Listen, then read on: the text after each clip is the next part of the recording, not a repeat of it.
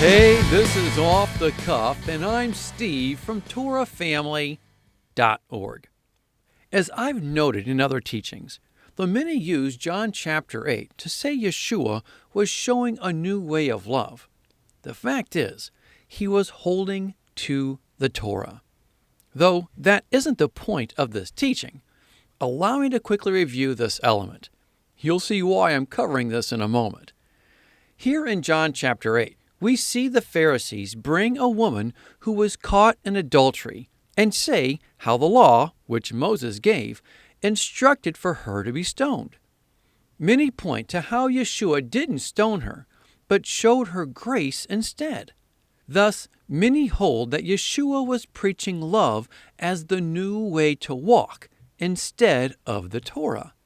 What many overlook is how verse 6 shows the Pharisees brought her to Yeshua as a trap. But a trap for what? A trap to get Yeshua to break the law. This is extremely important to see as it sets the foundation to everything that happens here.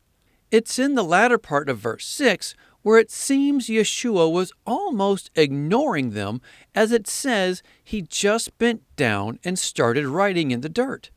But they remain persistent in their goal to get Yeshua to break the law. Finally, Yeshua stands up and says, "If any one of you is without sin, let him be the first to throw the stone at her." This wasn't the answer they wanted. Why? Because they knew what the law said, just as Yeshua did. First, the law doesn't just require the woman to be stoned. It requires both the woman and the man to be stoned, as seen here in Leviticus chapter 20, verse 10. Next, the law requires the witnesses of the act to be the first in putting the man and woman to death, as seen here in Leviticus chapter 17, verses 6 and 7. This is why Yeshua said what he did. He was calling them out on their trap. They wanted him to be the first to cast a stone. In so doing, he would have broke the law. But he didn't. He turned it right around on them. So what happened? One by one, they all walked away because the man wasn't there. Both were needed to be present, and they knew it. So, did Yeshua break the law and present a new way of love? No, he held to the Torah. But look at the latter part of verse 6 and verse 8. We see he was writing on the ground.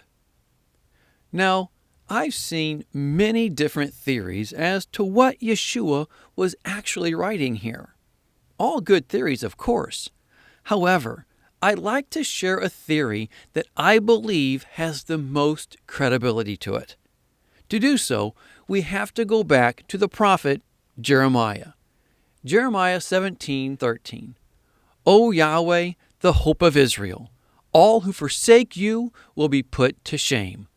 Those who turn away from you will be written in the dust, because they have forsaken Yahweh, the spring of living water. They will be written in the dust. Who will be? Those who turn away from Yahweh. They forsake him. They will be the ones who are written in the dust.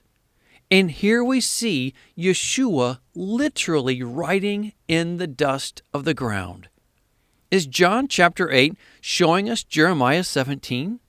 So what does it mean to forsake Yahweh? What does it mean to turn away from him? I mean, if I'm suggesting this verse from Jeremiah 17 is literally being illustrated for us in John 8, that would mean I'm implying the Pharisees were the ones who were turning away and forsaking Yahweh. And that's exactly what I'm doing. But that can't be correct, can it? Actually, that's exactly the case at hand. You see, it's in Mark chapter 7 where we see Yeshua showing us that it's the Pharisees who were setting aside the word of Yahweh to observe the traditions passed down to them. Thus, They were turning away from and forsaking the word of Yahweh. This is also confirmed in Matthew 23, verses 1 through 3.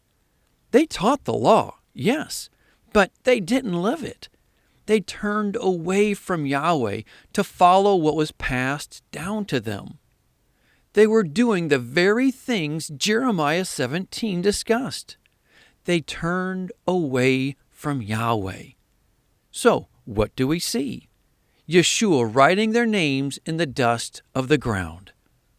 That which was spoken in Jeremiah 17. Now, the question is, where is your name being written? I know, it seems like a silly question, right?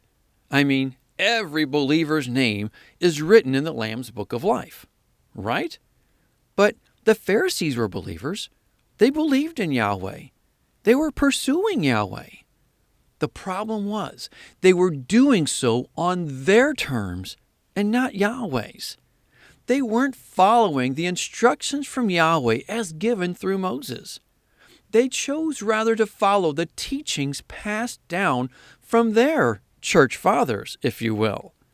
So we see those who turn away from Yahweh will be written in the dust.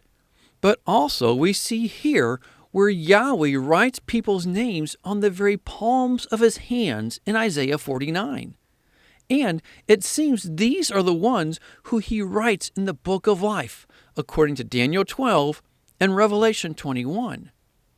But not only will the faithful have their name written in the book of life, they will be given a new name and have it written in stone, as seen here in Revelation 2:17.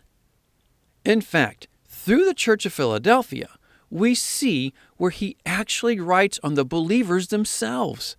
He writes on them the name of Jerusalem and a new name. Notice what is said of these believers in verse 8. They have kept the word and have not denied his name. They have kept his word and have not denied his name. And it's these that Malachi references in Malachi chapter 3. Malachi 3:16. Then those who feared Yahweh talked with each other, and Yahweh listened and heard. A scroll of remembrance was written in his presence concerning those who feared Yahweh and honored his name. Who are those who fear Yahweh? Deuteronomy 5:29. Oh, that their hearts would be inclined to fear me, and keep all my commands always, so that it might go well with them and their children forever. Deuteronomy 6:2. So that you, your children, and their children after them may fear Yahweh your God, as long as you live, by keeping all his decrees and commands that I give you, and so that you may enjoy long life. So, those who fear Yahweh are those who keep his Torah. Those who turn away from Yahweh are those who ignore his Torah. With looking at Revelation 3:8 again, whose word are you keeping? The word of Yahweh or the word of men that's been passed down? And remember, according to Isaiah, the word of Yahweh stands forever. It's never done away with. It stands forever. Many say that we who pursue the Torah, Yahweh's word, are being like the Pharisees. The fact is, the Pharisees didn't pursue the Torah. The Pharisees set the Torah to the side and followed teachings and traditions passed down to them. Showing what?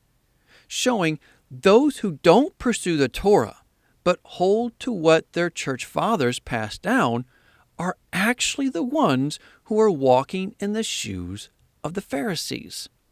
So, the modern-day Pharisees are not those who pursue the Torah. The modern-day Pharisees are those who don't pursue the Torah, but pursue the teachings passed down through the modern churches instead. Which begs the question for us all: where will your name be written? In the dust, or on the palm of his hands, and the book of life? Whose life does yours reflect?